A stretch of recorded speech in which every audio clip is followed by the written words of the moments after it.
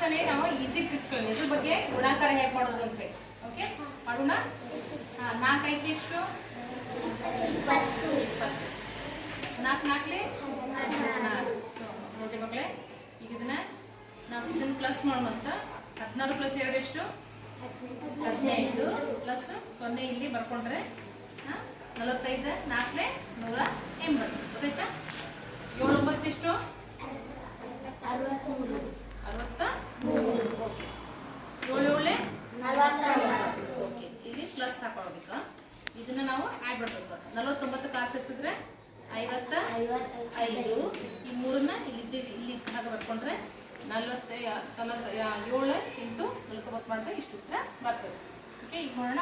94 ಎಷ್ಟು 36 ಪ್ಲಸ್ 3 9 3 27. ಏನು ಮಾಡಬೇಕು, ಇದನ್ನ ಪ್ಲಸ್ ಮಾಡಬೇಕು. 27ಕ್ಕೆ 3 ಸೇರಿಸಿದ್ರೆ 30 ಪ್ಲಸ್ 6ನ್ನ ಇದ್ದಾಗ ಇಲ್ಲಿ ಬರ್ಕೊಂಡ್ರೆ ಇಲ್ಲಿ ಸುಲಭವಾಗಿ ಉತ್ತರ ಸಿಕ್ಬಿಡ್ತದೆ. ಕೈಲಾಗ ಕೊಡೋದು ಆಮೇಲೆ ಅದನ್ನ ನೆನ್ಪಿಕೊಂಡು ಕೂಡಿಸಬೇಕಾಗಿಲ್ಲ. ಓಕೆ, ಇವಾಗ ಇಲ್ಲಿರೋದು ಒಂದೇ ಸಂಖ್ಯೆ ನೋಡಿದ್ವಿ, ಇಲ್ಲಿ 2 ಸಂಖ್ಯೆ ನೋಡೋಣಂತೆ. ಓಕೆ, ಮೊದಲು ಈ ಸಂಖ್ಯೆ ಮಾಡ್ಕೋಬೇಕು ಯಾವಾಗಲೂ, ಆಮೇಲೆ ಈ ಕಡೆ ಇರೋ ಸಂಖ್ಯೆನ ಮಾಡ್ಕೋಬೇಕು. 2 2 3 6 ಆಮೇಲೆ 2 4 8. ಓಕೆ, ಸೊ ಸರಿ. ಆಮೇಲೆ 2 3 6 3 18. ಓಕೆ, 18 ಬರ್ಕೋಣ. 6 4 24. ಇದನ್ನೇನು ಮಾಡೋದು ನಾವು, ಇದನ್ನ ಮೊದಲ ಸಂಖ್ಯೆನ ಆ್ಯಡ್ ಮಾಡೋದು. ಎಷ್ಟಾಗಿದೆ 25 ಪ್ಲಸ್ 8.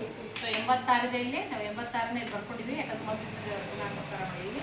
ಈ ಪ್ಲಸ್ ಹಾಕೊಂಡು ಈ ಸಂಖ್ಯೆನ ನಾವು ಇಲ್ಲಿ ಬರ್ಕೋಬೇಕು.